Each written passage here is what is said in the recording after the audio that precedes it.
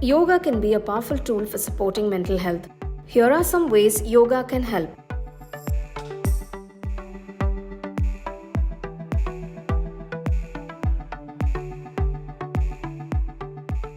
Right foot goes over the left leg. Cross it like this. Listen carefully because you might get confused. Right hand goes behind you. Left arm goes up to the ceiling. Bend at your left elbow, hook and twist. Look to the back of the room in your Ardha Matsyendrasana.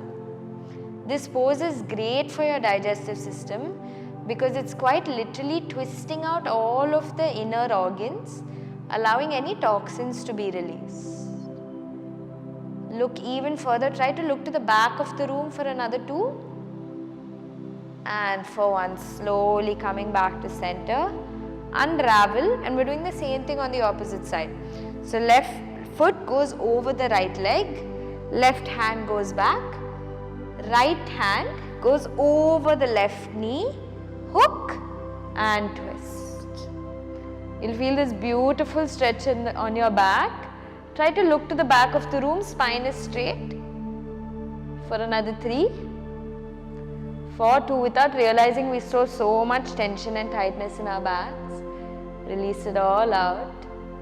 And for 1. Slowly unravel, coming back.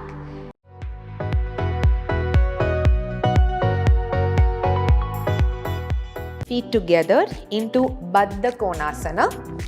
Here you can either hold the big toes with a 3-finger grip or hold on to the feet. So we're going to do the flapping first here again. So start to move the thighs up and down. 1. This will help to release any tension around your inner thighs, which tend to get tight because your knees are knocked in towards each other.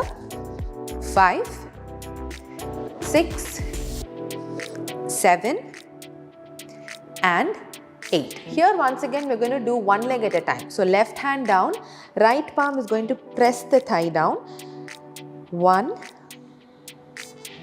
2, 3, 4, 5. Release. Place the right hand down, left palm on the thigh. As you exhale, gently press your thigh down. 1, 2, 3, 4, 5. Super. If you're very comfortable with both the legs going close to the floor, we can try to go forward in this position. So we're going to hold on to the feet. That gives you the grip. From here, take an inhale, lengthen forward. Don't try to get the forehead down. Instead, think you're getting your chin onto the floor. So lengthen ahead, lean forward. Once your elbows start to touch the thighs, use your elbows to press the thighs down. Keep lengthening forward as far as you can go and breathe.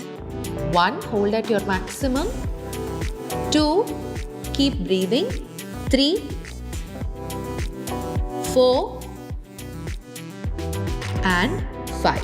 Inhale and slowly come back up, and we're going to do one more variation here. You're going to move your heels forward, and now if you look down, you can see like a diamond shape in between the legs. From here, you're going to move only your left foot back into butterfly. So one leg is in a diamond position, one leg is in Baddha Konasana. Hold on to your ankles. Inhale, lengthen the spine. Exhale and lean forward again, pressing the thigh down. Bring the awareness to the outer hip. 1, 2, 3, 4, 5. Inhale and slowly come up, and let's switch legs. So your left foot goes forward, move the right heel back, hold on to the ankles, inhale and lengthen the spine. Exhale, fold forward. Use the elbow to start gently pressing the thigh down. Again, no force. 1, 2, 3, 4, 5. Inhale and slowly come back up.